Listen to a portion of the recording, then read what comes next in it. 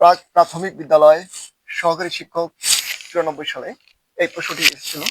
দেখুন, নম্বর প্রশ্ন হচ্ছে এ বেড অফ রোজেস ইডিয়মটির অর্থ কি?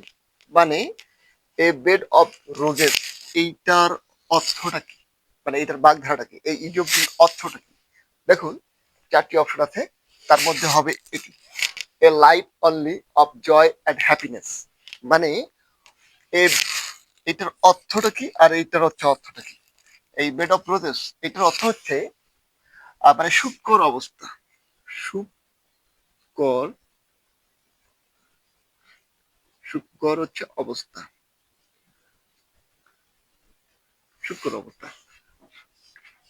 দেখুন, a life only of joy, joy and happiness, joy এবং হ্যাপিনেস, জয় মানে আনন্দ, হ্যাপিনেস মানে সুখ, অর্থাৎ এ লাইফ একটা জীবন, অর্থাৎ মানে আরামদায়ক অবস্থা হবে, এরকম একটা সুখকর অবস্থা।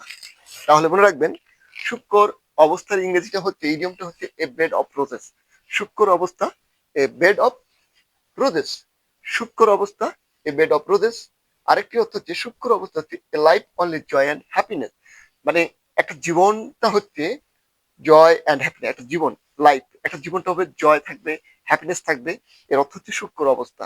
তাহলে সুখকর অবস্থার ইংরেজিটা হচ্ছে এ বেড অফ রোজেস, সুখকর অবস্থা a bed of roses. Thank you.